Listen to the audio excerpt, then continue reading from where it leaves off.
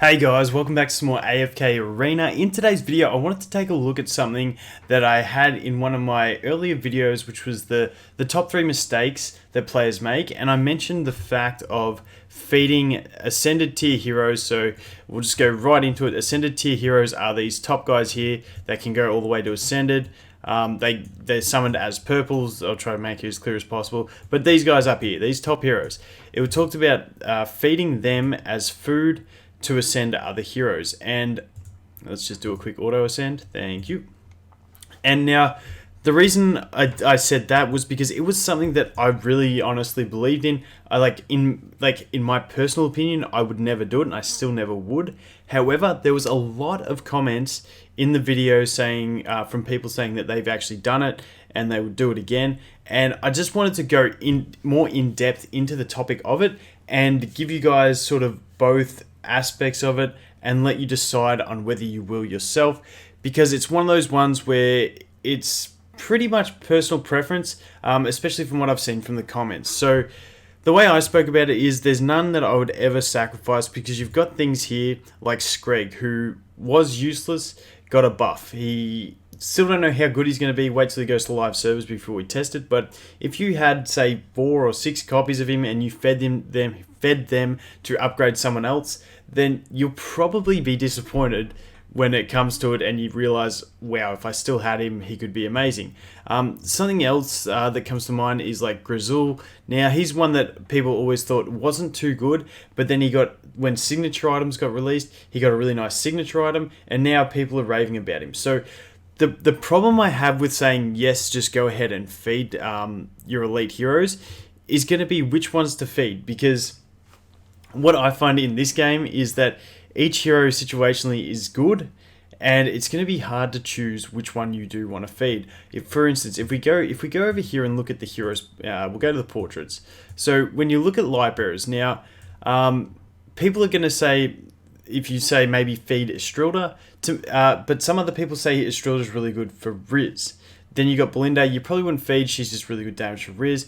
You've then got also Rain, who's, some people may say she's average, but the debuff she applies is also really good. You got Forks. I wouldn't feed him because he's just amazing CC and everything. Lucius, just an absolute beast. Thane's another one that people may say feed, but other people say he's amazing. Hendrik is one that people are very up in arms about, not too sure whether he's good or bad or indifferent. Rowan, absolute beast. So what I'm trying to get across here is, yes, you can feed them, but how do you choose which one you feed? Just be really considerate about going through it before you actually decide, because in the end, once you do feed them, you're not going to get those back. And sure, yes, I know there's the argument that that eventually, you'll summon them again. It's going to boost your progress, get you going further, and I completely agree with that. But once again, it's just a matter of who you sacrifice and who you build. And the other thing to consider is, say, we'll go over here, we'll go to the Temple of Ascension, and we'll go to something like, let's go to Lightbearers. And say, for instance, here, say I feed my Rosaline to my Rowan, and then I go ahead and pull 2 more Rosalines, and then I end up getting to this stage where my Rowan is stuck at, say, Legendary, and my Rosaline could have been at Mythic or Ascended tier.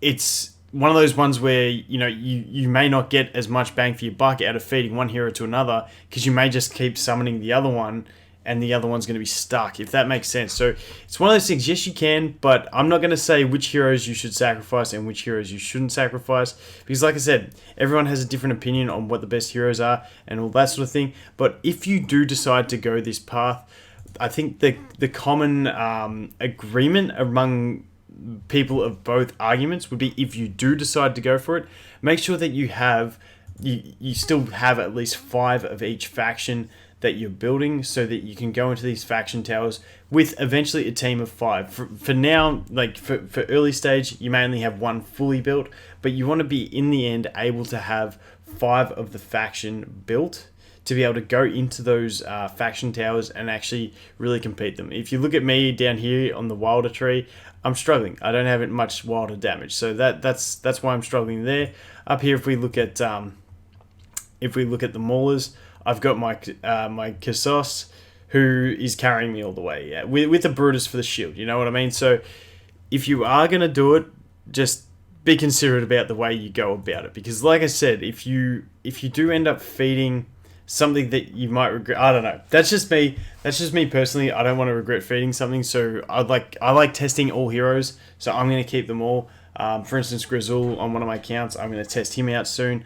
I just personally could not choose any single hero of the elite ones to feed because I haven't tested them all and I'm not 100% confident on my ability to feed them and just get rid of them. If we look at Maulers, for instance, you got Brutus, no one would feed. Like, Kassos might be one that people would have originally said to feed, and after testing him, I think he's an absolute beast, and I wouldn't. Verk's another one where people say, oh, he's really average, but then I hear others talk about his poison bomb and stuff like that, and he's actually really good damage. Old mate Totem Dude, he's really good for Soren, so I probably wouldn't sack him ever. He's just got the totems are absolutely amazing. I love the totems in so many aspects. Then you got Skrig, like I said, just got a buff. It's not up at the time of making this, but we'll learn more about that as we go. You got Warwick, who a lot of people say is average, but then I've seen other people say he can do really good damage in guild hunts as well. He's a tank, but he's also got that stacking damage. You've got the 3 new Maulers as well. In Antandra, you've also got Sophia and Citrana. I almost didn't get that one out. Who, once again, I don't know how to choose. Sophia's one that people have said is average, but then others, she's got the nice buff, she's got the nice AoE damage. Really, really hard to decide. And then Wilders, once again, are the same. Like, the one I would have always thought was the one that you would feed was Olmus.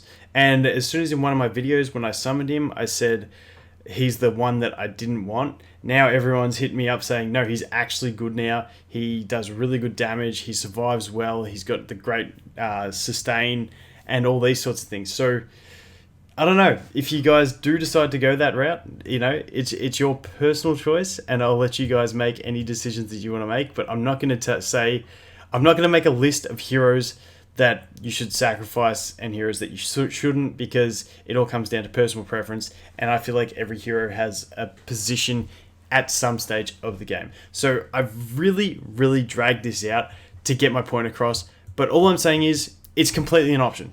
You can do it if you want to. I personally wouldn't, but up to you guys. So I just wanted to clarify that, because I just, the amount of 50-50 comments, like I was reading through the comments, I'm like, wow, just about half the people have said they've fed and don't regret it, and then half the people have said, they fed something and they do regret it. Once again, that probably comes down to the heroes they were feeding and how good they were later on once they discovered. But get a knowledge base up on the game before you do it, and then if you do it, well, no complaints if they get buffed and they become really OP.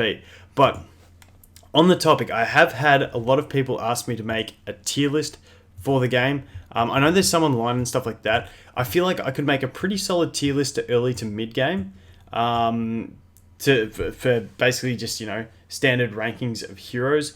However, when I look into the more end game stuff, when you start getting to Ascended 5 stars and all that sort of thing, I have no idea what the balance is going to be like at very, very end game for arena, for campaign, for guild hunts and all that sort of stuff. And even with the new guild PvP, I don't know if it's going to bring in some different teams compared to what arena does.